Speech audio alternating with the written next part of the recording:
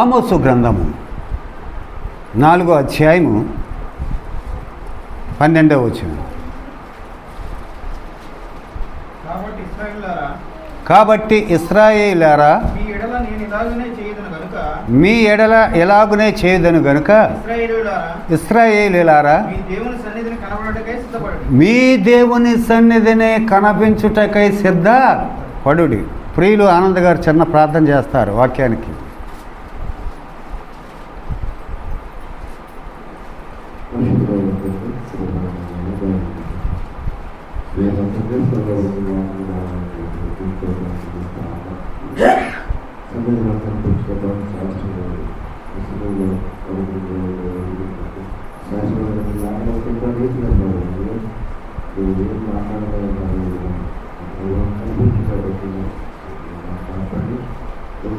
రీతిగా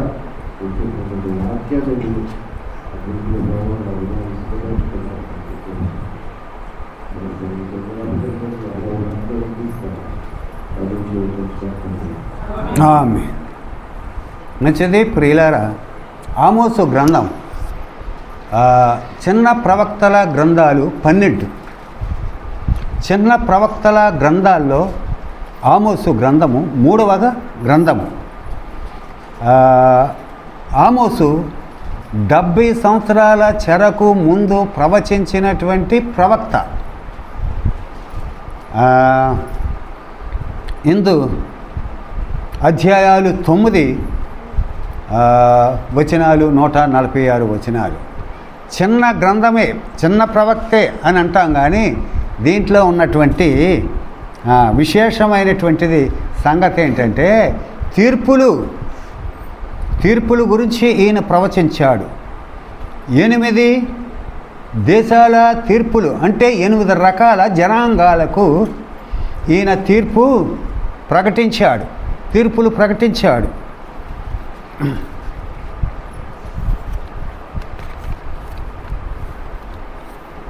ఇతడు యాజకుడు కాడు,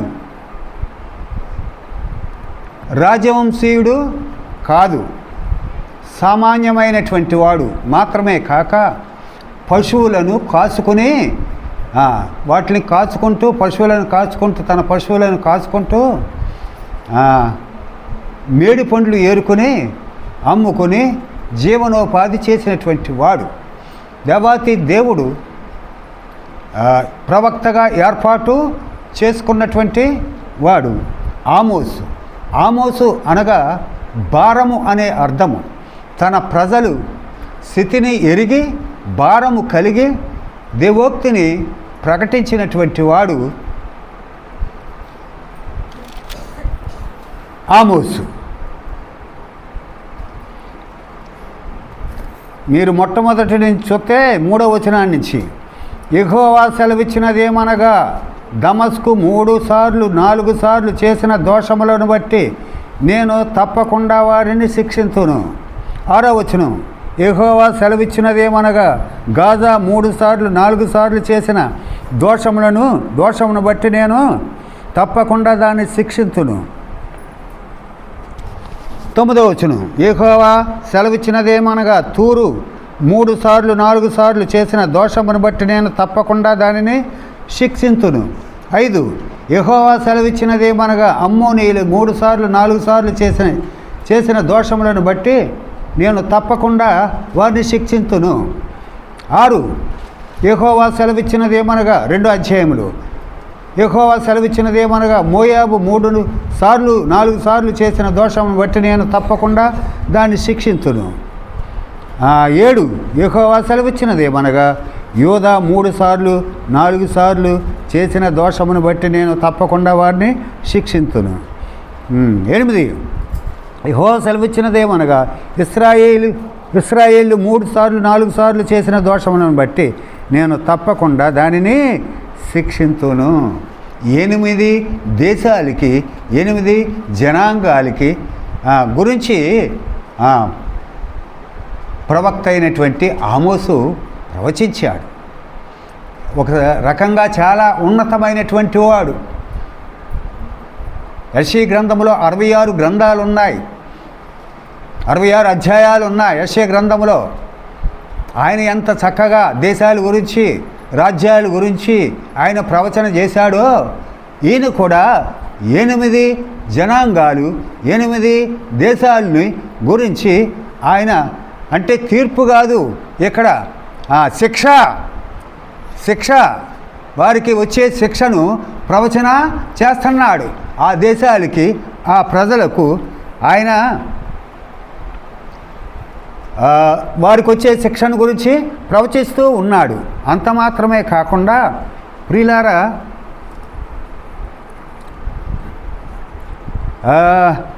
9వ అధ్యాయానికి రండి. 9వ అధ్యాయము 11 నుంచి 15 వరకు. భవిష్యత్తు కాలంలో జరుగు మెస్సియా రాజ్యము, అంటే భవిష్యత్తు కాలములో జరగబోయే సంగతులు అనగా మెస్సియా రాజ్యం అనగా ప్రభు అయినటువంటి యేసుక్రీస్తు రాజ్యం ఎలాగున సాగుతుందో, ఆ రాజ్యములో ఎలాగున ఉంటుందో తెలియచేశాడు. చదవండి అయ్యా.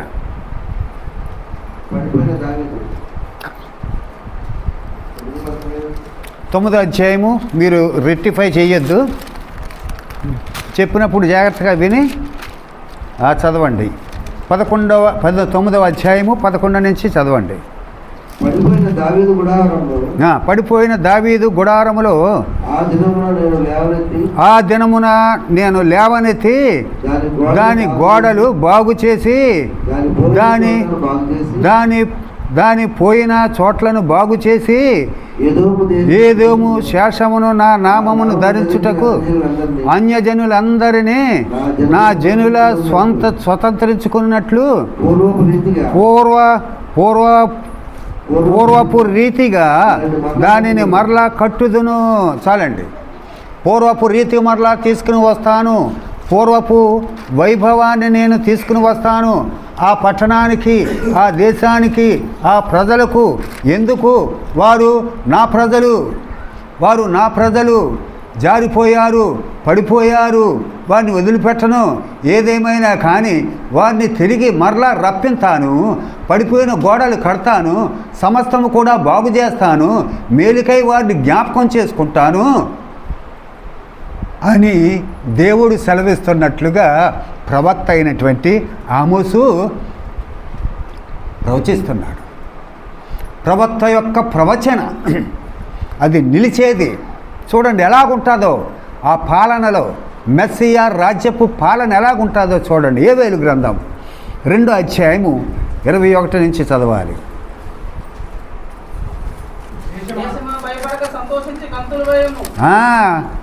ఏమంటున్నాడు? దేశమా ఈనాడు భయపడేవారు. ఏమైపోతామో, ఎలా బతుకుతామో. అన్యుడు బతుకుతున్నాడు, క్రైస్తవుడు బ్రతకలేడా? అన్యుడు జీవిస్తున్నాడు, క్రైస్తవుడు జీవించలేడా? ప్రియులారా, దేవుని పిల్లలమైనటువంటి మనము బ్రతకటానికి వెరవకూడదు. దేశమా భయపడక సంతోషించి గంతులు వేయము. ఏం చేస్తాడు? యెహోవా గొప్ప కార్యాలు నీ ఇంట, గొప్ప కార్యాలు సంఘమందు, గొప్ప కార్యాలు నీ బిడ్డలకు, గొప్ప కార్యాలు ఆయన చేస్తాడు. ఎవరు చేస్తారు? దేవుడు. ఆయన పిల్లలను మరిచేవాడు కాడు. ఇజ్రాయేలు దోషం చేశారు 3 సార్లు 4 సార్లు, విడిచిపెట్టలేదు. యోధావారు దోషం చేశారు 3 సార్లు 4 సార్లు, వారిని విడిచిపెట్టలేదు. విడిచిపెట్టే దేవుడు కాడు. అయితే ఏం చేస్తాడు? శిక్షిస్తాడు. పాపమునకు ప్రాయశ్చిత్తం జరగాల, ఉదారంగా తీసేయటానికి లేదు. పాపానికి ప్రాయశ్చిత్తం జరగాలి. పాపానికి ప్రాయశ్చిత్తం జరిగిన తరువాత ఆయన వారి యందు దయ చూపించి పడిపోయినటువంటి గోడలు, పడిపోయినటువంటి వారిని కడతాడు. జారిపోయిన నిన్ను నన్ను కూడా కడతాడు. మనందరినీ కూడా కట్టేవాడు దేవుడే. చదవండి అయ్యా, చదవండి ముందుకు. భయపడకుడి. భయపడొద్దు. పచ్చిక మొలుచును ఆహారం దొరుకుతుంది, పశువులకి ఆహారం దొరుకుతుంది, మనకు కూడా ఆహారం దొరుకుతుంది, ఇజ్రాయేలు కూడా ఆహారం దొరుకుతుంది. ఇజ్రాయేలు జనాంగమా, మీ పచ్చిక బీడుల్లో పచ్చిక మొలుస్తుంది. ఇప్పుడు వరకు ఎండిపోయింది, ఎప్పుడు వరకు రాయి అయిపోయింది, ఇక మీదట మొలుస్తుంది. భయపడనక్కరలేదు దేశమా, ఓ ఇజ్రాయేలు ప్రజ, ఓ యోధావారులారా, మాత్రమే కాక నేటి సంఘమా. నాడు దేవుని సంఘాల్లో కూడా ఆయా సంఘాల్లో ఏం కరువు వచ్చింది? ఆత్మీయమైనటువంటి ఆహారం లేనటువంటి కరువు. ఆర్భాటాలు ఉన్నమాట నిజమే, కేకలో బొబ్బలో అరుపులు ఉన్నమాట నిజమే, కానీ దివ్యమైనటువంటి వాక్య ఆహారం ఉందా? ఆత్మీయమైనటువంటి ఆహారం ఉందా? క్రమమైనటువంటి ఆహారం ఉందా? చదవండి. ఏం ఫలిస్తాయట? ఇప్పుడు ఎవరు ఫలించాలి? ఇప్పుడు ఎవరు ఫలించాలయ్యా? చెట్లు ఫలిస్తున్నాయి, ఆహారం ఇస్తున్నాడు ఆయన. ఇజ్రాయేల్ దేశంలో చెట్లు ఫలిస్తున్నాయి, అంజూరపు చెట్లు ఫలిస్తున్నాయి, దాడిమలు ఫలిస్తున్నాయి, కీరకాయలు ఫలిస్తున్నాయి, ద్రాక్షాలు ఫలిస్తున్నాయి. సంఘములో ఏమి ఫలించాలి? సంఘము ఫలిస్తుందా లేదా? సంఘము ఫలిస్తుందా లేదా? అయితే సంఘములు ఏమి ఫలించాలి? మనం ఇంకా లోతుకెళ్ళక్కర్లేదు, సరిపోతుంది. ఆయన పిల్లలమైనటువంటి మనము ఫలించేవారముగా, ఫలించాలంటే అంటుగట్టబడాలి, ఫలించాలంటే లోతుగంట పాతిపెట్టబడాలి. ఎక్కడ చూస్తున్నాం? అది యోహాను శుభవార్త 15వ అధ్యాయములో. మాత్రమే కాక ఫలించాలంటే నిలబడాలా. అప్పుడప్పుడు అంటాను, నేను మాట మీద నిలిచేవాడిరా, 10 రూపాయలు పోతా పోయినాయి కానీ మాట మీద నిలిచేవాడిని అంటాం. ప్రియులారా, దేవునిలో మనము నిలవవలసినటువంటి వారు, దేవునిలో అంటుకట్టబడవలసినటువంటి వారు, ఆయన పిల్లలమైనటువంటి మనం అలాగని నిలవగలిగితే ఫలిస్తాం. అలాగున నిలవగలిగితే ఫలిస్తాం. దేవుని పిల్లలు ఫలించే స్థితికి రావాలి, దేవుని పిల్లలు ఫలించాలి. అది ఎంతో మేలు, ఎంతో క్షేమకరం. చదువుకుంటూ వెళ్ళిపోవడానికి చాలా ఎక్కువ ఉన్నాయి. 24లో చూడండి. కొత్త దాసారసము, కొత్త తైలమును గానుగుల పైన పొర్లి. ప్రియులారా, ఒక్క సంగతి, ఈనాడు శారీరకముగా మన కుటుంబాలు పొర్లి పాడుతున్నాయి. ఒప్పుకుంటారో ఒప్పుకోరు ఈ మాటకి? శారీరకంగా మన కుటుంబాలు పొర్లి పాడుతున్నాయి. ఇదిగోండి తెచ్చాము, తింటాను, బాగుంటుందండి అంటే, అయ్యా బాగుంటలేదు, కడుపు బాగుంటలేదు అంటాం. లేకపోతే ఇంకేదో పట్టుకొచ్చాయండి, షుగర్ అండి ఏం తింటాం అంటాం. ఇలాగా ఇంకోటి పట్టుకొస్తే బీపీ అండి ఏం తింటాం. ఇలా ఇటువంటి పరిస్థితి వచ్చింది. ఒకప్పుడు లేదు, ఒకప్పుడు లేనే లేదు. ఇప్పుడు ఈనాడు ఈ పరిస్థితి వచ్చింది శరీరానికి. అయితే ప్రియులారా, ప్రశ్న ఏంటంటే ఆత్మీయ స్థితి ఎలాగున ఉంది? ఆత్మీయ ఫలింపు ఎలాగున ఉంది? ఇదిగో పారుతుందట. ఆత్మీయ స్థితి పారాలే. ఈనాడు కూడా అనేకులు భక్తులమని, బోధకులమని, వాళ్ళమని, వీళ్ళమని చెప్పుకుంటారు, కానీ రోడ్డు మీదకి వెళ్తాడు బండారం బయటపడుతుంది. మనుషులు ఎదురైతే వాళ్ళు బండారం బయటపడుతుంది. అంత రోత బ్రతుకు, అంత పాడైనటువంటి బ్రతుకు, అంత హీనమైనటువంటి బ్రతుకు. ఏది పారుతుంది? ఆత్మీయత పారుతుందా? శరీరం పారుతుందా? పరిశుద్ధత పారుతుందా? అపవిత్రత పారుతుందా? ఇంకా చెప్పించుకుంటమే. ఎంతకాలం? పైకి వెళ్ళే వరకు చెప్పించుకుంటూనే ఉంటావా? మంచం మీద పడేటంత వరకు చెప్పించుకుంటూనే ఉంటావా? చెప్పే వారముగా ఉండాలి. చెప్తాం, చెప్పడానికి ఏం తక్కువ లేదు, చెప్పేసేస్తాం. కానీ చేస్తామా? మనం చెప్పినట్టు చేస్తామా? మనం చెయ్యాలి, చేసి అప్పుడు చెప్పాలి. ఇంకా కొంచెం ముందుకు వెళ్ళండి. 25. మీరు కడుపారా తిని తృప్తి పొంది మీ కొరకు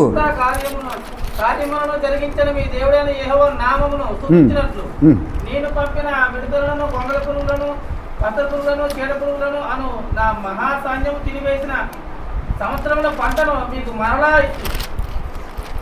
లాస్ అయిపోయాను అనుకున్నావే, వ్యాపారంలో పనిలో లాస్ అయ్యాను అనుకున్నావే, ఉద్యోగంలో లాస్ అయ్యాను అనుకున్నావే, ఇవన్నీ తిరిగి ఇస్తాడు.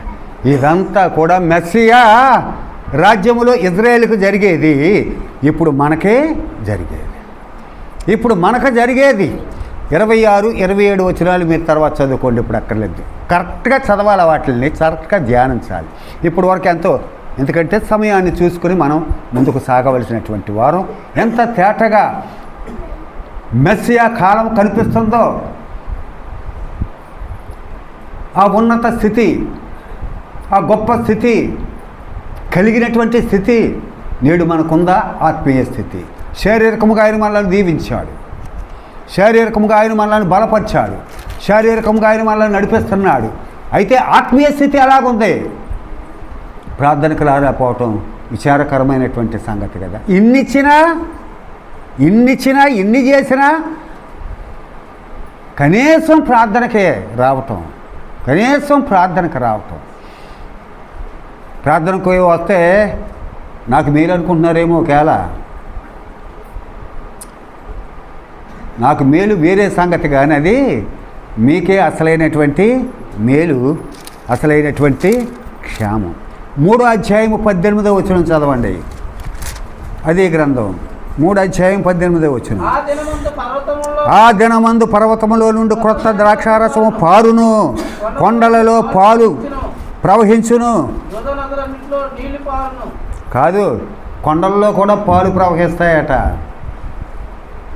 ప్రియ, మెస్సియా రాజ్యం అటువంటిది, మన ప్రభు రాజ్యం అటువంటిది, సర్వము తృప్తికరమైనటువంటిది. మరి అప్పుడు ఎలాగుంటుందో మనం ఉంటామా? మనం కూడా ఉంటాం. మెస్సియా రాజ్యంలో మనం లేకోకుండా ఎలాగా? ఆయన సంఘం, ఆయన భార్య లేకుండా ఎలాగునా? అంత తృప్తికరమైనటువంటి జీవితము, అంత తృప్తికరమైనటువంటి ఆహారము, అంత తృప్తికరమైనటువంటి నెమ్మది మెస్సియా రాజ్యం. ఆ రాజ్యం కొరకే అబ్రహాము ఎదురు చూచే,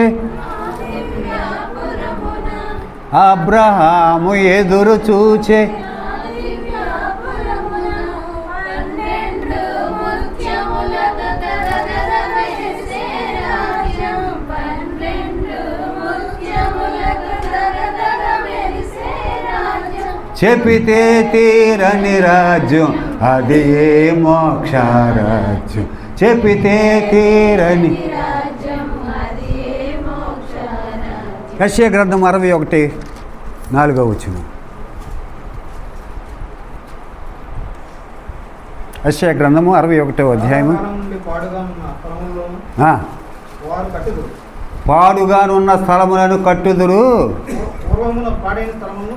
పూర్వం ఉన్నటువంటి మరలా.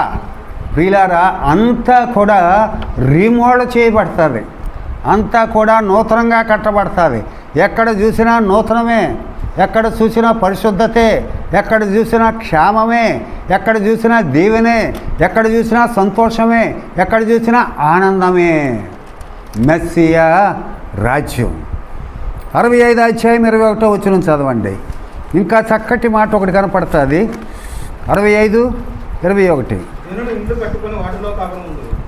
జనులు ఇండ్లు కట్టుకుని దాంట్లో కాపురం ఉంటారు, ద్రాక్ష తోటలు నాటించుకుని వారు ఫలాన్ని తింటారు.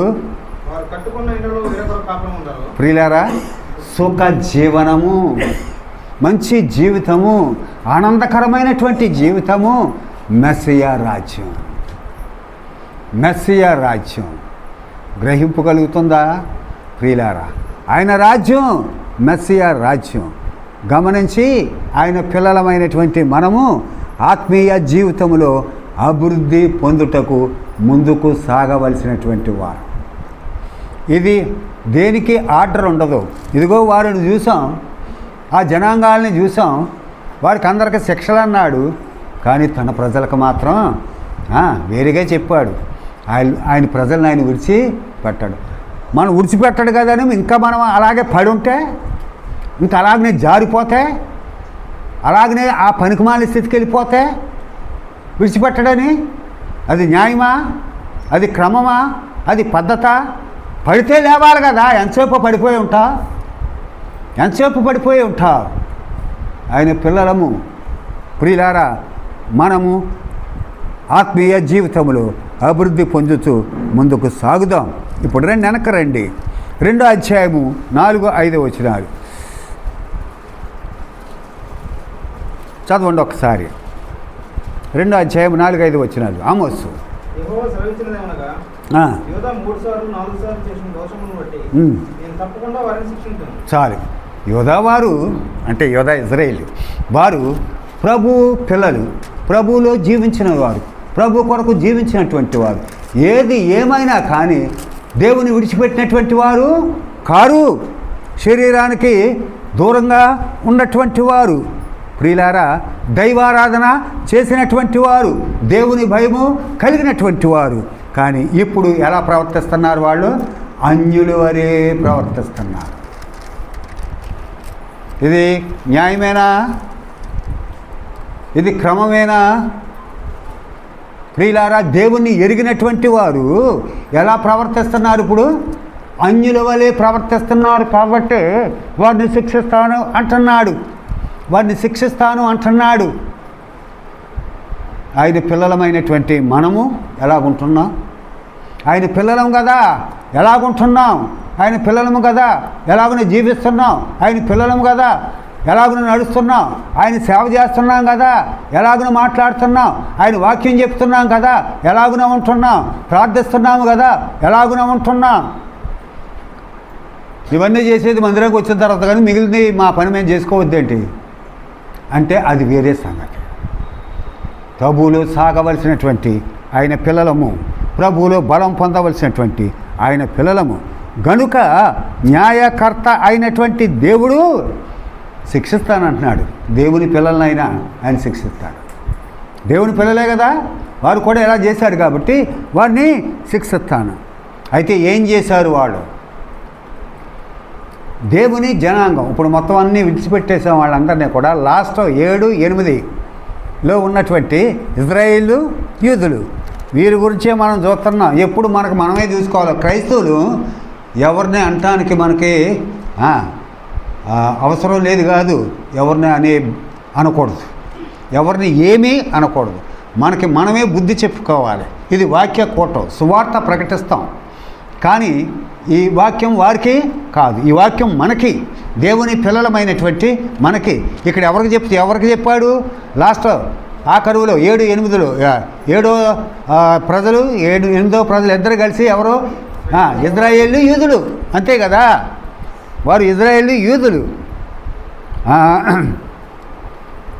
వీరు చేసినటువంటి పాపమేంటి?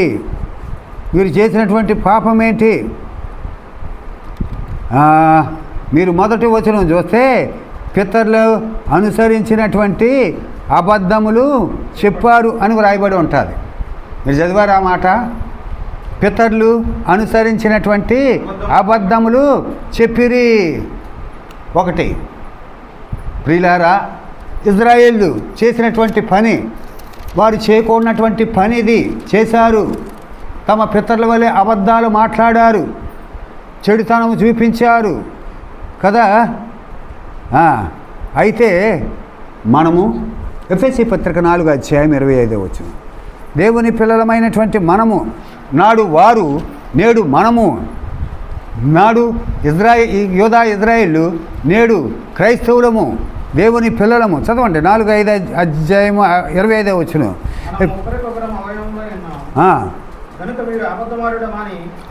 గనుక ఏం చేయాలి? చాలు, ఆ మాత్రం. అబద్ధం మాట్లాడొద్దు. కొందరు అబద్ధమే చెప్తారు చిన్ని దానికి అప్పుడప్పుడు చిన్ని విషయం. అబద్ధం అనేది చాలా ఘోరమైనటువంటిది.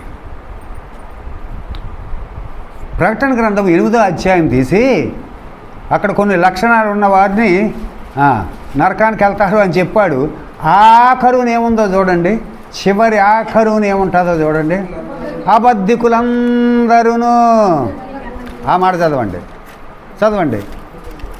అబద్ధికులం అగ్ని గంధకములతో ఇవన్నీ చెప్పుకుంటా వచ్చి వీళ్ళని కూడా విడిచిపెట్టలేదు.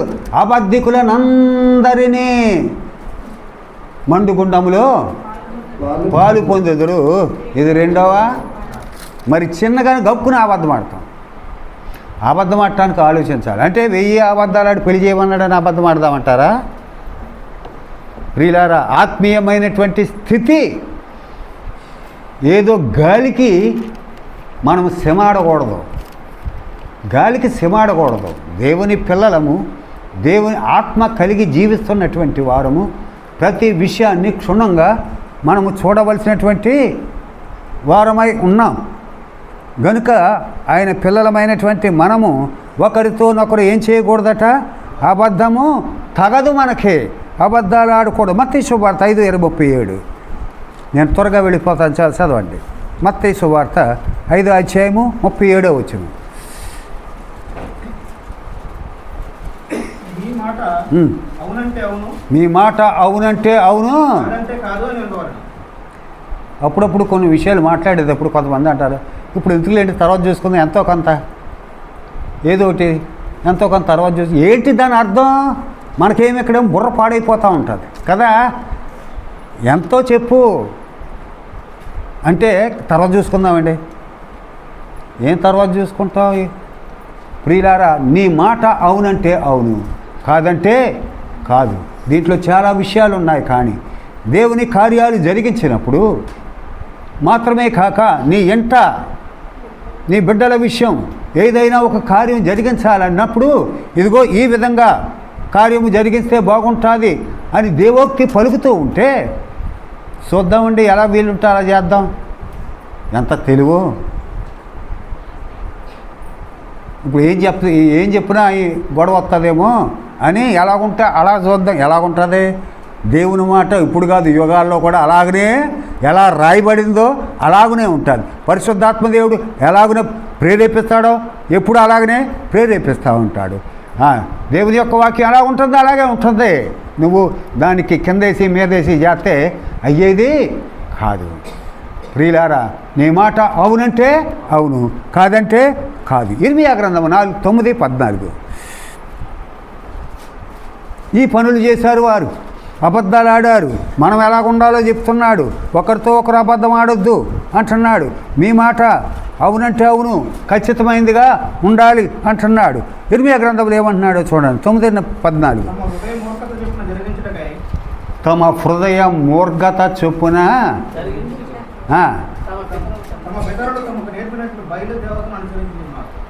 ఇది సంగతే. ఎక్కడికి వెళ్ళిపోయారు వాళ్ళు? బయలుదేవత దగ్గరికి వెళ్ళిపోయారు. ఎంత ఘోరం! అబద్ధాలు మొదలెట్టి బయలుదేవత దగ్గరికి వెళ్ళిపోయారు. ఎటువంటి స్థితి, ఎటువంటి మాట, ఎటువంటి జీవితం, ఎటువంటి ప్రజలు! ఎంత మంచివారు, ఎంత గొప్పవారు, ఎంత తెలివైన వారు, ప్రభుని ఎంతగా సేవించినటువంటి వారు, దేవుని కార్యాలు ఎన్ని చూసినటువంటి వారు వీళ్ళు. ఎర్ర సముద్రమును దాటించినప్పుడు ఎరగరా ఆయన శక్తిని.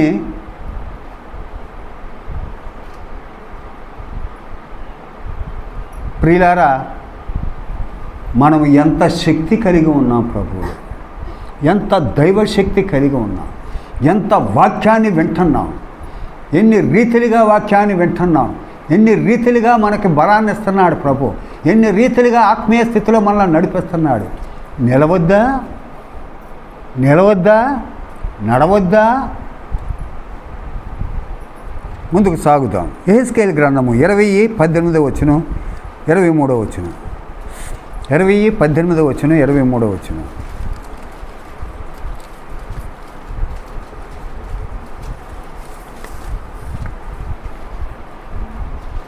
వారు అరణ్యంలో ఉండగానే వారి పిల్లలతో ఇలా సెలవిచ్చారు, మీరు మీ తల్లిదండ్రుల ఆచారం అనుసరింపగేయం, వారి పద్ధతులను బట్టి ప్రవర్తింపగేయం, వారు పెట్టుకుని దేవతలను పూజించి మీరు అపవిత్రపరచుకొనకయే నుండి. అప్పటికింకా సెలవిస్తూనే ఉన్నాడు, అప్పటికింకా బోధిస్తూనే ఉన్నాడు, అప్పటికింకా తెలియచేస్తూనే ఉన్నారు. వింటారా? ఈనాడు వింటున్నారా?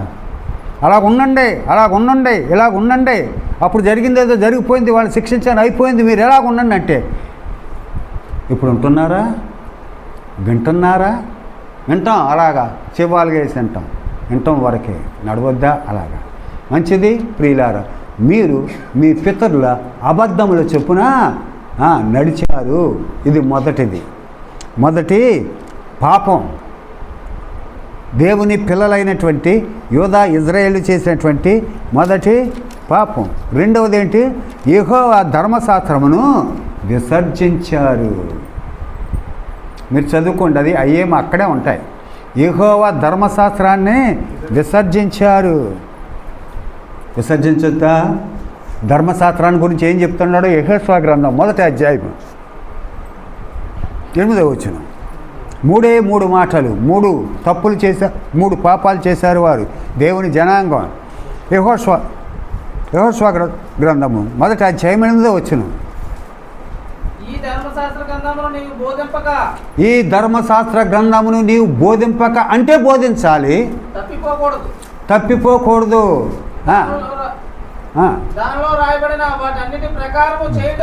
దానిలో వ్రాయబడిన వాటి అన్నిటి ప్రకారము చేయటానికి జాగ్రత్త పడినట్లు దివారాత్రము దాన్ని ధ్యానించిన ఎడల నీ వాక్యాన్ని చదువుకుంటే, వాక్యాన్ని ధ్యానించుకుంటే, వాక్యములో నిలబడితే నువ్వు వర్ధిల్లుతావు అని చెప్తూ ఉంటే వారు ఏం చేశారు? విసర్జించారు. దేవోక్తిని విసర్జించారు. దేవోక్తిని తోలనాడారు. దేవోక్తిని లెక్క చేయలేదు. దేవోక్తి యందు నిర్లక్ష్యము చూపాడు. దేవుని ఎవరో ఏళ్ళో మనమే అంటే ఇంకా బాగుంటుంది. మనమే అంటే ఇంకా బాగుంటుంది. ఉందా ఆ ఆసక్తి? ఉందా దేవుని యొక్క వాక్యం పట్ల చదివే ఆసక్తి ఉందా? ధ్యానించే ఆసక్తి ఉందా? వాక్యములో నడిచే ఆసక్తి, వాక్యములో జీవించే ఆసక్తి, వాక్యాన్ని ప్రకటించే ఆసక్తి, వాక్యము కొరకైనటువంటి జీవితము కలిగినటువంటి ఆసక్తి. దేవుని పిల్లలారా, ఎంతో మేలు. నీ కుటుంబం మనకి ఇదే కావాలి కదా. మన వర్ధిల్లుతున్నామా లేదా? మనం దీవింపబడుతున్నామా లేదా? మనకు తెలియకోకుండానే మనల్ని దీవిస్తూ ఉంటాడు. మనకు తెలియకోకుండానే మనల్ని దీవిస్తూ ఉంటాడు. దాని గురించి మనం ఆలోచించవలసినటువంటి పని లేదు. కానీ ఆయన చెప్పింది మాత్రం, దేవోక్తిని చదువుతున్నావా? దేవోక్తిని ధ్యానిస్తున్నావా? దేవోక్తిని బోధిస్తున్నావా? అయితే ఇంకా నీవు వర్ధిల్లుతావు. ఇర్మియా గ్రంథమే చూడండి, ఇందాక చూశారు కదా, 14వ వచనం చదివారు, ఇప్పుడు 13వ వచనం చదవండి. 9వ అధ్యాయం 13వ వచనం.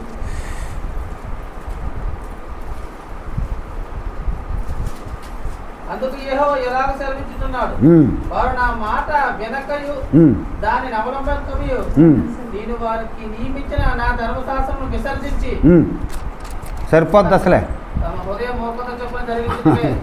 తమ హృదయం చెప్పున నడిచారు.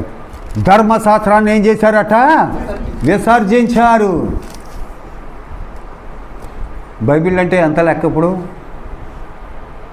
దేవుని చిత్తం అయితే ఎప్పుడైనా ఎక్కడ బైబిల్ దొరుకుతుంది తిరిగి వలసినటువంటి రోజులు వస్తున్నాయి. కానీ ఇప్పుడు ఏ ఇంట్లో పడితే ఆ ఇంట్లోనే 2-3 బైబిళ్ళు ఉన్నాయి. చిరిగిపోయిన బైబిళ్ళు, కొత్త బైబిళ్ళు, ఆ బైబిల్ మీద పుస్తకాలు, కీర్తన పుస్తకాలు ఎన్నో ఉంటాయి. కానీ వాటిని ఎవరు చూస్తారా? ఇలాగ పఠిస్తారా? ఇలాగ ధ్యానిస్తారా? అంశాన్ని తీసి, దేవోక్తిని తీసి, ఒక్కో గ్రంథాన్ని తీసి దాన్ని పదే చదువుకుని ఏముంది దీంట్లో అని ముందు ధ్యానించేవారు కావాలి. మెడిటేషన్, ధ్యానించుట, దేవుని యొక్క వాక్యమును ధ్యానించేవాడు ఎలాగుంటాడంట? నీటి కాలువ వారం నాటబడిన వాడై తన వాకు ఆడొక తన కాలమందు ఫలమిచ్చి చెట్టు వలే దానికి వెళ్ళాలి. మనం ఊరికే చదివేస్తే ఫలించేస్తామా? ఊరికే చెప్పేస్తే ఫలించేస్తామా? ప్రియులారా, దీంట్లో కష్టం కూడా ఉంటుంది. ఉండదని నేను ఇది నాకైతే కష్టంగా అనిపించదు. నాకైతే ఇంట్రెస్టింగ్గా అప్పుడప్పుడు చదువుకునేటప్పుడు మీకు ఓపెన్గా ఎందుకు చెప్తానంటే ఈ అనుభవాలు వస్తాయి, మీకు కూడా వస్తాయి. బైబిల్ చదివి వాక్యాన్ని ఏదైనా ఒక ప్రిపేర్ చేసినప్పుడు వాక్యం వెంబడి వాక్యం దొరుకుతూ ఉంటే ఉప్పొంగుతూ ఉంటాం, సంతోషం వచ్చేస్తూ ఉంటుంది. వాక్యం వెంబడి వాక్యం మనకు ప్రిపేర్ అవ్వాలి కదా, లెసన్ ప్రిపేర్ అవ్వాలి. ప్రిపేర్ అవ్వాలంటే ప్రిపేర్ అవ్వాలి. నోటుకొచ్చిన మాటల్లో పలకూడదు. కొంతమంది నోటుకొచ్చినట్టు మాట్లాడుతూ ఉంటారు. ఆ టయానికి అరుస్తూ ఉంటాడు, ఏదో మాట దొరుకుతుంది, మళ్ళీ ఆ మాట్లాడుకుపోతూ ఉంటాడు. అలాగున కాదు. You must prepare, prayer and prepare అన్నాడు ఒక ఆయన. ప్రార్థన చేసి నువ్వు సిద్ధపడు. ప్రార్థన లేకోకుండా ఏమీ లేకోకుండా, చదువుకోకుండా ఏమీ లేకోకుండా నీ నోటికి వచ్చినట్టు మాట్లాడితే బూతులు మాట్లాడతావు అంటే ఎవరికి అర్థం ఏమీ కాదు.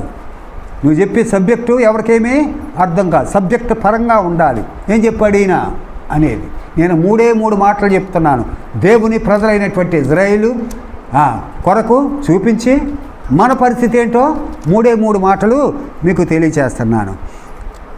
ధర్మశాస్త్రాన్ని కూడా విసర్జించారు. ప్రియులారా, పాత నిబంధన అంతటికి ధర్మశాస్త్రం అని పేరు. పాత నిబంధన గ్రంథం అంతటికి కూడా ధర్మశాస్త్రం అని పేరు.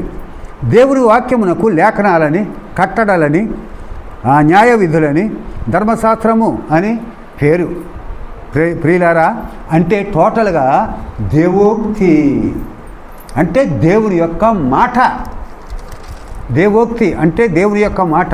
ఆయన కట్టడలేమి, ఆయన న్యాయ విధులేమి, ఆయన ధర్మశాస్త్రమేమి, లేఖనాలేమి, ఇవన్నిటిని కలిపితే ఏమంటున్నా ప్రియులారా? ఏమంటున్నా? దేవోక్తి అంటున్నాం. దేవుని యొక్క వాక్యం. ఆ వాక్యము శరీరధారి అయి కృపా సంపూర్ణుడై మన మధ్యన వసించుచుండేను. అదండి మన ప్రభు మన మధ్య ఉన్నాడు. ప్రభు మనతో ఉన్నాడు. ప్రభు మనలను నడిపిస్తూ ఉన్నాడు. యాకోబు పత్రిక 1వ అధ్యాయం 22వ వచనం.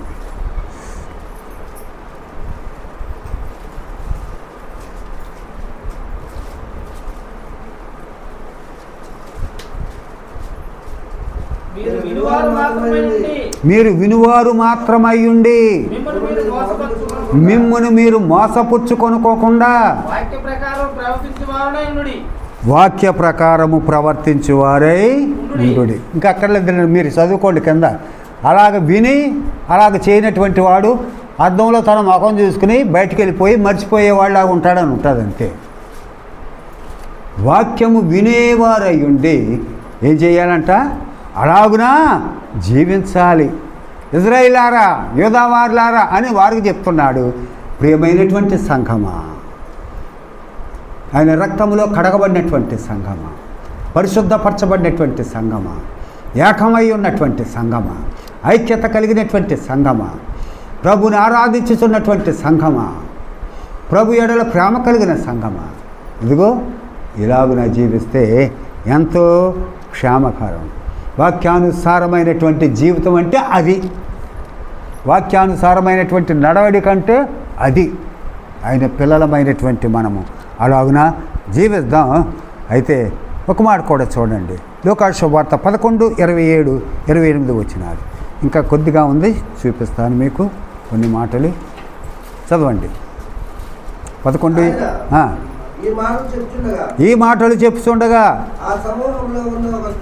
ఆ సమూహంలో ఉన్నటువంటి ఒక స్త్రీ ఆయనను చూచి, నిన్ను మోసిన గర్భము, నీవు కుడిచిన స్థనములు ధన్యములైనవి అంటే ప్రభు ఏమంటాడు?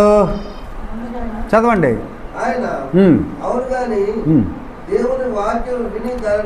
అవును కానీ ఇది బాగానే ఉందిలే, పర్వాలేదు కానీ అంత అవసరమేమి లేదు. ఇది దేవుని యొక్క వాక్యమును విని దాని ప్రకారముగా జీవించేవాడు. ఎంత చక్కగా ఉంది వాక్యం. చదవండి పూర్తిగా ఆ మాట. అవును కానీ అక్కడి నుంచి చదవండి. అవును కానీ దేవుని వాక్యము విని దానిని గైకొనివాడు మరీ ధన్యులు. ధన్యులు ఉన్నారు, మరీ ధన్యులు కూడా ఉన్నారట. ధన్యతలో మనం పాలు పొందుదాం ప్రియులారా. ఎంత క్షేమకరం. వినిన ప్రకారం బతికెప్పుడు ఒకలాగా సాగకూడదు. ఎప్పటికైనా సరి చేసుకోవాలి చక్క. ఇంకెప్పుడు కాటికి వెళ్ళిపోయాక పెట్లో పెట్టాక సరి చేసుకుంటాం. ఆయన పిల్లలమైనటువంటి మనము ప్రభు నీతో నాతో మాట్లాడగానే సంగతులను మనము సరి చేసుకుని ముందుకు సాగవలసినటువంటి వారం. మూడో మాట ఏంటి? మొదటి మాట ఏంటో చెప్పండి. అబద్ధాలు మాట్లాడారు. రెండో మాట సహోదరులే బాగా చెప్తున్నారు. యెహోవా ధర్మశాస్త్రాన్ని పురుషులు ఎవరు చెప్తాం లేదు, స్త్రీలే చెప్తున్నారు. ఇప్పుడు మూడోది ఏంటంటే ఆయన విధులను గైకొనా లేదు. అంటే ఆయన వాక్యాన్ని గైకొనా లేదు. చూద్దాం. నెహెమీయా గ్రంథం 1వ అధ్యాయం 7వ వచనం. నెహెమీయా గ్రంథం 1వ అధ్యాయం 7వ వచనం. యెహోవా నాకు ఇలాగున సెలవిచ్చాను. ఏమని? నేను బాలుడు అనవద్దు, నేను నిన్ను పంపువారందరి యొద్దకు. నెహెమీయా గ్రంథం 1వ అధ్యాయము 7వ వచనం.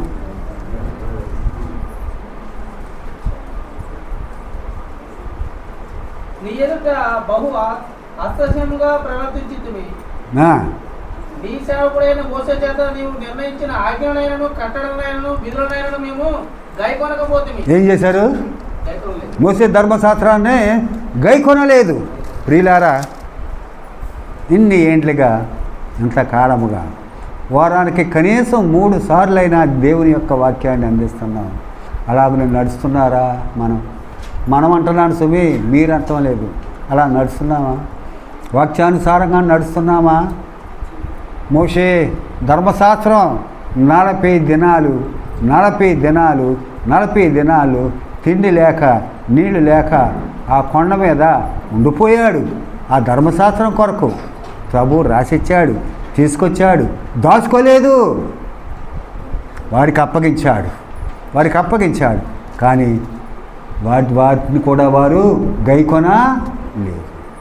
వాక్యము గైకొనని నీకు అర్థమవుతుందా? వాక్యము గైకొనాలి. ప్రియులారా,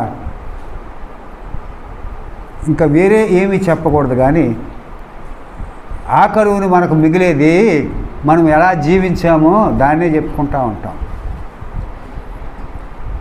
ఎవరైనా, నేనైనా, నీవైనా వెళ్ళిపోయిన తర్వాత మన జీవితాన్ని గురించే చెప్పుకుంటారు. కానీ మనం సంపాదించిన సొమ్ము గురించి కానీ, బంగారాన్ని గురించి కానీ, భూమిని గురించి కానీ, ఆస్తుపాస్తుల గురించి చెప్పుకోరు. ఒకవేళ చెప్పుకుంటారు. ఎలా చెప్పుకుంటారో తెలుసా? వీడు ఆను కొట్టి ఈయన కొట్టి సంపాదించాడు లేరా అని చెప్పుకుంటారు. కానీ ప్రభువులో ఎంత మంచి మాట వస్తుంది.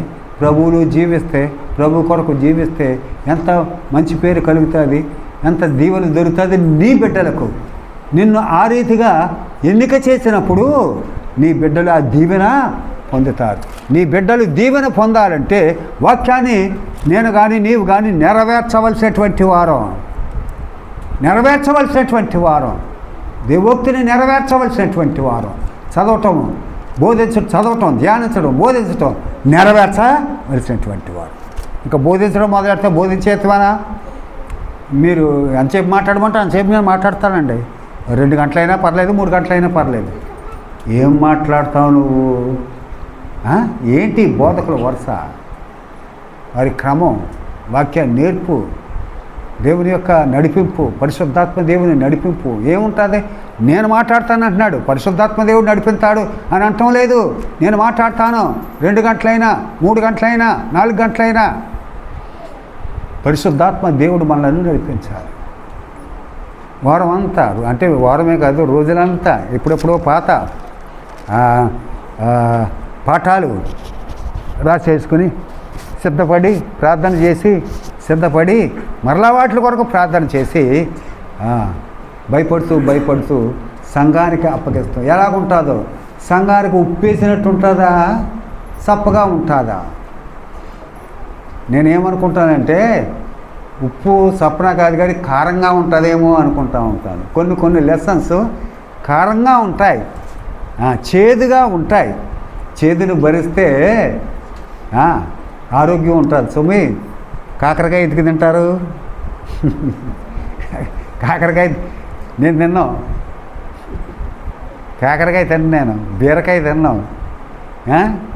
ప్రియులారా, ఇవన్నీ ఆరోగ్యాన్ని ఇచ్చేయి కదా.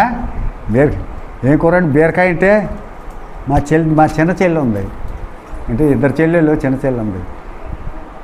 మా అమ్మ ఎప్పుడన్నా ఏమి లేదు, ఎలా బీరకాయలు తెచ్చారు ఈయన ఎక్కడి నుంచో అయ్యే వండాలంటే, అమ్మ నాకు బీరకాయ తింటే జ్వరం వస్తుందండి. బీరకాయ అంట జ్వరం వస్తుందంట. జ్వరం వస్తాం కాదు, బీరకాయ కూర చెప్పేటప్పటికే జ్వరం వస్తుంది. దేవుడి పిల్లలమైనటువంటి మనం వాక్యాన్ని కమ్మగా తీసుకోవాలి. అది మనకు రుచించాలి. మన ఆత్మీయ స్థితిని మెరుగుపరిచేది, మన ఆత్మీయ స్థితిని బలపరిచేది. కనుక ఆయన పిల్లలమైనటువంటి మనం ఎలా తీసుకోవాలి? ఒక మెడిసిన్గా తీసుకోవాలి దేవుని యొక్క వాక్యాన్ని, ఒక క్రమంగా బలము. అందుకనే వాక్యానికి కొన్ని పోలికలు ఉన్నాయి. వాక్యము గుడ్డు లాంటిది, వాక్యము పాల లాంటిది, వాక్యము చేప లాంటిది. ప్రియులారా, వాక్యాన్ని మనము ఎరిగి ముందుకు సాగవలసినటువంటి వారమై ఉన్నాం. రెండో మాట చూడండి, యెహెజ్కేలు గ్రంథం 20వ అధ్యాయము 13వ వచనం. ఇంకేం చేశారు వీళ్ళు? అయితే నేను వారిని చెప్పుగా ఏ అన్యజనులు చూసిరో ఏ అన్యజనుల్లో నేను ఉండి నేను వారిని రప్పించుతున్నాను, వారి ఎదుట నా నామమునకు దూషణ కలుగుతున్నట్లు నేను అనుకున్న ప్రకారం చేయక మానితిని. 13వ వచనమేనా? మరలో ఒకసారి చదవండి. 20:13.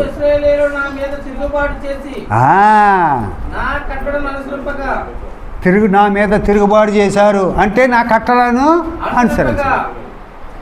చదవండి. తాము అనుసరించి బతకవలనని నేను ఇచ్చిన విధులను ధృవీకరించి నేను నియమించిన విశ్రాంతి దినములను అపవిత్రపరచగా మొత్తం అంతా టోటల్గా స్పాయిల్డ్. అరణ్యమందున రౌద్రాగ్ని వారి మీద కుమ్మరించి. ప్రియులారా, ఎంత కీడు తెచ్చుకున్నారు వాళ్ళు. దేవుని యొక్క విధులను గైకొనుకోకుండా ఎంత కీడు తెచ్చుకున్నారు. దేవుని యొక్క మాటను పోషించుకోకుండా ఎంత కీడు తెచ్చుకున్నారు. దేవుని యొక్క వాక్యం లోబడుకోకుండా ఎంత కీడు తెచ్చుకున్నారు. ప్రియులారా, మనం అలాగనే ఉండకూడదు. 15వ వచనం చదవండి. మరియు తమకిష్టమైన విగ్రహములను అనుసరింపవలనని కోరి వారు నా విధులను ధృవీకరించి నా కట్టలను అనుసరింపక. ఇంకంతే చాలండి, అంతే. ఇంకా విసర్జించడమే, తృణీకరించడమే, విడిచిపెడటమే. దేవుని యందు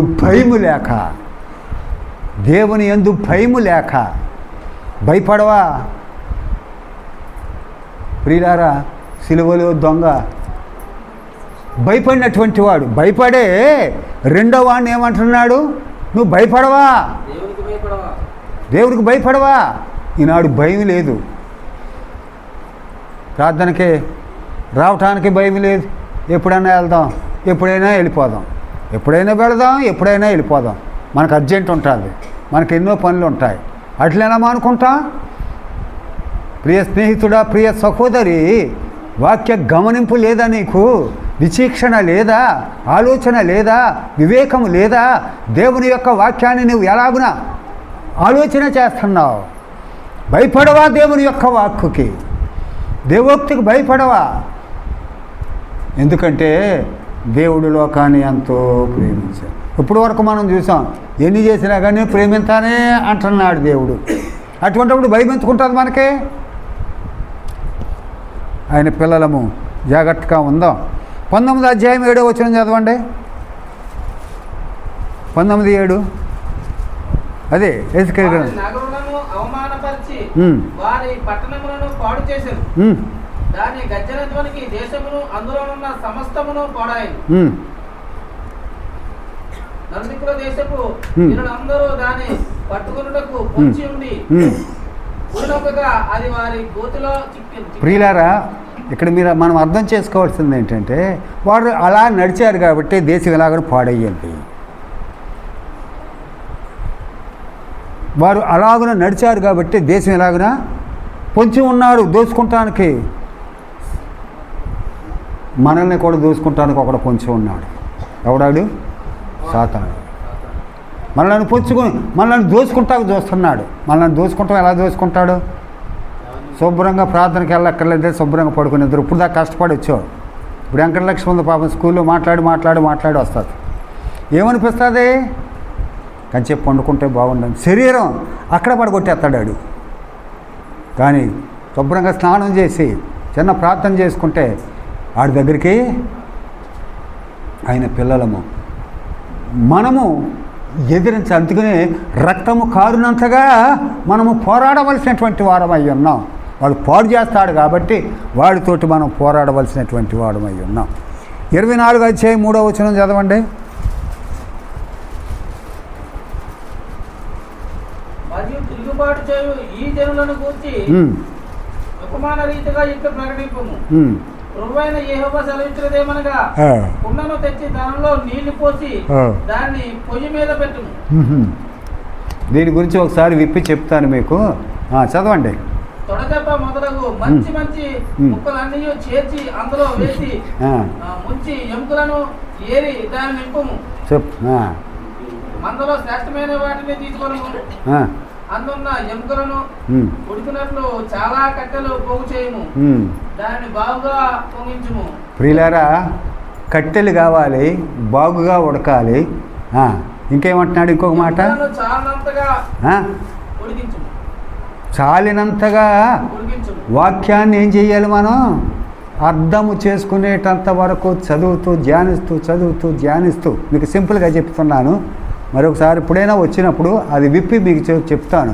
ఆ చేపలు ఆ కుండ పొయ్యి మీద పెట్టడం, ఆ నిప్పు పెట్టడం, ఆ అగ్ని, ఇవన్నీ కూడా ప్రియులారా ఆయన పిల్లలము ఏకము చెయ్యాలి, ఏకం అవ్వాలి దేవుని యొక్క పిల్లలందరూ. చూడండి, 2-3 సంగతులు ఉన్నాయి, మీతో చదివిస్తాను. మత్తయి శుభవార్త 28:19 వచనం. 19:20 చదవండి. మత్తయి శుభవార్త 28 అధ్యాయము 19 వచనం 20 వచనం. కాబట్టి మీరు వెళ్ళి సమస్త జనులను శిష్యులుగా చేయండి. తండ్రి యొక్కయు కుమారుని యొక్కయు పరిశుద్ధాత్మ యొక్కయు నామములోనికి వారికి బాప్తిసం ఇచ్చు. ప్రియులారా, ఈ ఎజ్కేలు గ్రంథము 24 అధ్యాయానికి ఇదిగో ఈ వచనానికి చాలా దగ్గర పోలికలు. వాటిని మొక్కలు, నానా విధములైన మొక్కలన్నీ కూడా కుండలో వేసి పొయ్యి మీద పెట్టి నిప్పు పెట్టి బాగుగా ఉడకబెట్టి ప్రియులారా రక్షణ వార్తను అందించాలి. అంటే దానికి వెనకాలకు వస్తే ముందు మనం రక్షణ ప్రభువుని రక్షింపబడి ఆదుర్త కలిగి ఆశ కలిగి అనేక ఆత్మలను రక్షించాలి అని ముందుకు సాగవలసినటువంటి వారు ఆజ్ఞాపించెను అన్నాడు. యోహాను సువార్త 14:26 కూడా చూడండి.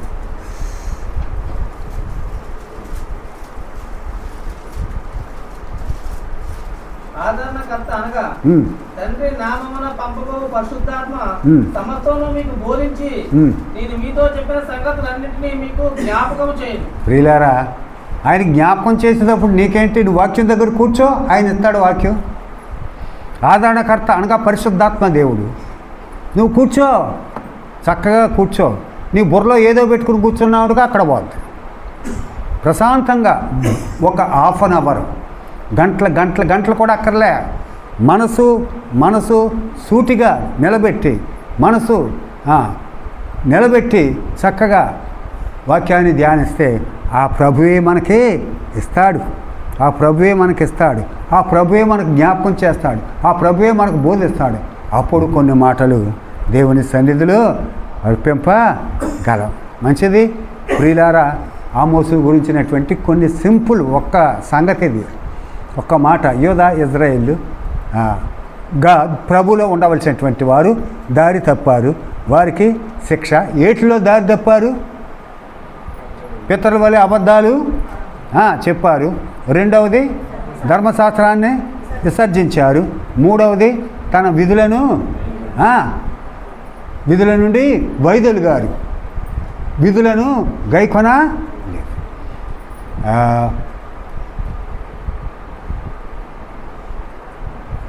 ఆయన గురించి, హోషేయ గురించి ఏమీ చెప్పలేదు మీకు.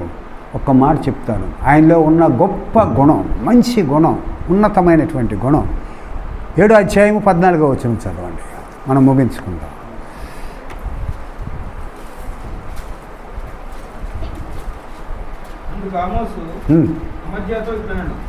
అందుకు ఆమోసు అమజ్యాతో ఇట్లా నేను కాను. నేను ప్రవక్తను కాను. ప్రవక్త యొక్క శిష్యుడనైనను. ప్రవక్త శిష్యుడను కాను. కానీ పశువుల కాపరిని మేడి పండ్లు ఏరుకునేవాడు. పశువుల కాపరిని మేడు పండ్లు ఏరుకుని అమ్ముకునేవాడని. నా మందను నేను కాచుచుండగా. నా మంద, నా గొడ్ల మందను నేను కాచుకొని చుండగా యెహోవా నన్ను పిలిచి. యెహోవా నన్ను పిలిచి నీవు పోయి నా జనులకు ఇశ్రాయేలు వారికి. నీవు పోయి నా జనులకు ఇశ్రాయేల్ వరకు ఇలాగనే సెలవిచ్చాము. చాలండి ప్రియులారా, దీంట్లో ఉన్న అంతరార్థం ఏంటో తెలుసా? ఇంత స్థితి కలిగిన ప్రవక్తగా దేవుడు పిలిచినా, ప్రవక్తగా జనాంగాల గురించి ప్రవచించినా, ఇంత ఉన్నత స్థితికి ఎదిగినా కానీ ఆయన మర్చిపోయింది ఏంటో చెప్పండి మీరు. ఆయన ఏం మర్చిపోలేదు. అది దట్ ఈస్ ట్రూ, అది కరెక్ట్. తన మొదట స్థితి ఏం చేసేవాడు? బొడ్లు కాసుకునేవాడు. మనం ఏదో దాన్ని ఇంకా తిరగబాటులో చెప్పక్కర్లేదు. బొడ్లు కాసుకునేవాడు. ఇంకా ఖాళీగా ఉంటాం ఎందుకని ఆ పళ్ళు ఏరుకునేవాడు. మేడి పండ్లు అని ఉంటాయి, అవి కొనుక్కుంటారు ఊర్లో. అవి ఏరుకుని బతికినటువంటి వాడు. ఇప్పుడు ఉంటుంది మన స్థితి గుర్తుందా? ఒకప్పుడు నీ స్థితి, ఒకప్పుడు నా స్థితి గుర్తుందా? అలాగనే ఒకప్పుడు దేవుడు లేనటువంటి స్థితి గుర్తుందా? ఇప్పుడు మనం ఆయన ఎవడో అన్నట్టు ఏమేమో చెప్తూ ఉంటాం. ప్రియులారా, మన స్థితి మనం మర్చిపోకూడదు. ఏ స్థితిలో నుంచి దేవుడు మనల్ని పైకెత్తాడో, ఏ స్థితులకి నడిపించాడో, ఇప్పుడు ఎలాగుంటున్నామో ఇది కూడా గుర్తుండాలి, అది కూడా గుర్తుండాలి. నర్సాపురం ఒక ఆయన ఇంచుమించుగా 30 ఏళ్ళు ఉంటాయి ఆయనకి. నేను అప్పటికి 10th ఇంటర్మీడియట్ చదువుతున్నాను. ఆయన వాళ్ళ అమ్మగారిని అడుగుతున్నారు, తిర్రంటే ఏంటమ్మా అని అడుగుతున్నాడు. తిర్రంటే ఇప్పుడు మీరు ఇక్కడ మామూలు గట్ట ఒగ్గుతాం ఏమైనా అలవాటు ఉంది. ఇక్కడ చేపలకే మామూలు గర్రెలు అని వేస్తూ ఉంటారు. తిర్రి అనేది చేపలు పట్టుకునే ఒక ఆయుధం. తిర్రంటే ఏంటమ్మా అని అడుగుతున్నాడు. వాళ్ళ బాబు, వాళ్ళ అన్నదమ్ములు అందరూ కూడా ఆ కాలువ తగ్గిపోయిందంటే ఆ తిర్రి పట్టుకుని వెళ్ళి చేపలు పట్టుకుని వచ్చేవారు. ఆ తర్వాత పరిస్థితి ఎలా మారిందంటే వాళ్ళు లేచి వ్యాపారం చేస్తూ ఉంటారు. లక్షలు సంపాదించారు, మంచి ఇళ్ళు కట్టారు. ఇప్పుడు ఏమడుగుతున్నాడు? ఆ చేపలు తిని బతుకున్నాడు. ఇప్పుడు కూడా ఆ చేపలే కావాలంటాడు. కానీ తిర్రంటే ఏంటని అడుగుతున్నాడు. నేను చిన్నోడిని అయినా కానీ కళ్ళు ఎర్రబడిపోయినాయి నాకు. ఎందుకంటే నేను ఆ నర్సాపురాన్ని ఇంత ఉన్నప్పటి నుంచి అక్కడ తిరిగినోడిని, అక్కడ ఉన్నవాడిని, వాళ్ళ జీవితాలన్నీ ఎరిగినోడిని. క్రిస్టియన్ పేట అంటారు అంతే, ఇంకా దాన్ని ఇంకా ఏమంటారు దాంట్లో. ఎందుకే ఎక్కడికి వెళ్ళిపోయాడు? రూపాయలు మునిగిపోయి తిర్రంటే ఏంటి అని అడుగుతున్నాడు. వాళ్ళ నాన్న కూడా పట్టినటువంటి వాడు. అందులోకి వాళ్ళ ఇంటి పక్కనే కాలువ. మీకు ఇక్కడ మనం పెరవల నుంచి బస్సు వెళ్ళినప్పుడు చూస్తూ ఉంటాం, మన కింద కాలువ వెళ్తుంది కదా. ఆ కాలువ డైరెక్ట్గా నర్సాపురం వెళ్తుంది. నర్సాపురం నుంచి మొగల్తూరు వెళ్తుంది. మొగల్తూరు నుంచి సముద్రంలో వెళ్తుంది ఆ కాలువ. మన ఈ కాలువల పేర్లు ఉంటాయి కదా. ఈ కాలువని ఏమంటారంటే, ఏం కాలువ ఇది? నర్సాపురం కాలువ అంటారు అనుకుంటా. మాదైతే అత్తిలి కాలువ అంటారు. మన ఇంటి పక్కన ఉన్నది కదా, మన తేతలు వెళ్ళినప్పుడు అది అత్తిలి కాలువ అంటారు. ఈ పక్కనే నిడదోలు నుంచి వెళ్తూ ఉంటుంది ఒక కాలువ, ఏలూరు వెళ్తుంది, దాన్ని ఏలూరు కాలువ అంటారు. ఇవన్నీ తవ్విన కాలువలు, బ్రిటిష్ వారు తవ్వించారు ఈ కాలువలు. ఇది కట్టినప్పుడు ఏది మన కాటందార్ గారు ఆ డ్యామ్ కట్టించినప్పుడు ఆ కాలువలు తవ్వారు. మాకు జాన్ తాత, గాబ్రియల్ తాత అని వాళ్ళు చెప్పేవాడు.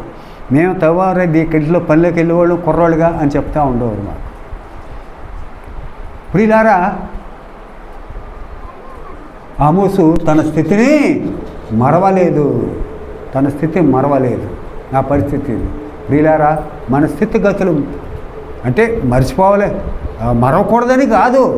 కానీ మన మాటలు కొన్నిసార్లు కొంతమంది మాట్లాడినప్పుడు స్తోమతకు మించి మాట్లాడుతూ ఉంటాం. అలాగ మాట్లాడకూడదు. ఎంత దీనంగా మాట్లాడుతున్నాడో ఆమోసు. నేను ప్రవక్తను కాదు, మాత్రమే కాదు ప్రవక్త శిష్యుడనైనా కాదు, గొడ్లు మేపుకుంటున్నటువంటి వాడను, మేడు పండ్లు ఏరుకున్నటువంటి వాడు. ఈ పాఠం మనం నేర్చుకోవాలి. అసలే అన్నిటికంటే దీంట్లో ఉన్నట్టు దీనత్వం. దేవుని పిల్లలు దీనత్వం కలిగి జీవించాలి. అది మనకెంతో క్షేమకరం, ఎంతో దీవెనకరం. ప్రభు ఈ మాటలు మనకు దీవించునుగాక.